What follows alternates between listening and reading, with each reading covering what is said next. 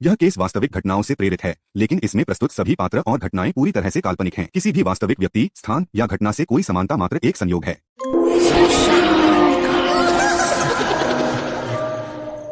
गांव का माहौल, शाम का समय। बच्चे लंगड़ी टांग खेल रहे हैं, बुजुर्ग हुक्का गुड़गुड़ा रहे हैं, औरतें कुएं से पानी भर रही है। अचानक ठंडी हवा का झोंका आता है और दूर शमशान घाट की तरफ से सिरहन पैदा करने वाली करहान जैसी आवाज आने लगती। चेहरे पर खामोशी छा जाती है। गांव वाला कांपते हुए, फिर वही आवाज हर रोज रात को आती है। गांव वाली बच्चे खींचते हुए, बच्चों अंदर चलो, अंधेरा हो रहा है। बुजुर्ग धीरे से, बेटा ये आवाज इंसानी नहीं है, ये आवाज आत्माओं की है। सब बच्चे घरों की ओर भागते हैं। ढोलकी की धीमी आवाज आती है, औरतें दरवाजे बंद करने लगती है। पूरा गांव सन्नाटे में डूब जाता है। रात का समय, दोस्तों का मजाक। 4 दोस्त रामू, छोटे लाल, गणपत और लाला आग के चारों ओर बैठे हैं। पीछे से कुत्तों के भौंकने की आवाज आती है। छोटे लाल घबराया हुआ, सुना तुमने? फिर वही आवाज आई थी शाम को। रामू हंसते हुए, अरे पगले, ये सब बूढ़ों की बातें हैं, भूत प्रेत कुछ नहीं होते। गणपत धीरे स्वर में, लेकिन गोपाल पिछले साल जब शमशान गया था कभी वापिस ही नहीं आया, उसकी लाश भी नहीं मिली। लाला कहता है, हाँ, और कहते हैं जिसने भी उस तरफ कदम रखा जिंदा नहीं लौटा। रामू हंसकर लालटेन उठाता है।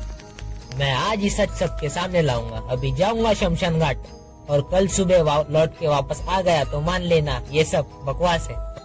छोटे लाल, गणपत, लाला सभी दोस्त मिलकर उसे रोकने की कोशिश करते हैं। छोटे लाल, अरे रामू पागल हो गया है, रात को वहाँ मौत नाचती है।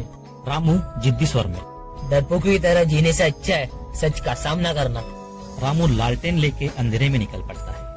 उसके कदमों की आहट के साथ हवा तेज चलने लगती है। आधी रात का समय, शमशान घाट। शमशान में भयानक सन्नाटा था।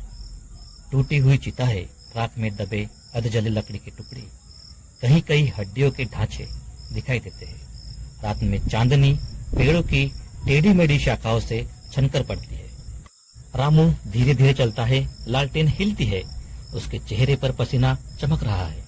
रामू धीरे से बड़बड़ाता है, कुछ नहीं है यहाँ, सब अफवाह है। अचानक कहीं से कर्र कर्र की आवाज आती है। झाड़ियां में हलचल होती है। कुत्तों का झुंड भागते हुए दिखाई देता है।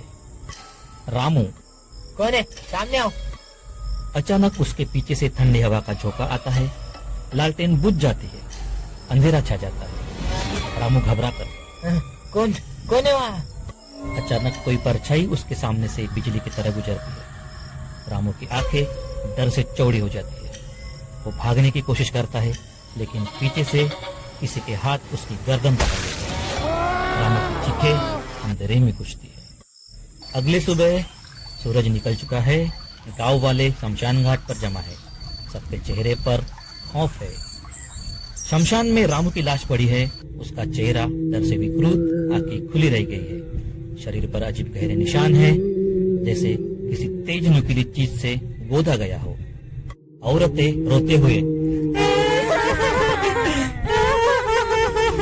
भगवान क्या हो गया? एक गांव वाला कहता है, मैंने कहा था शमशान में प्रेत है।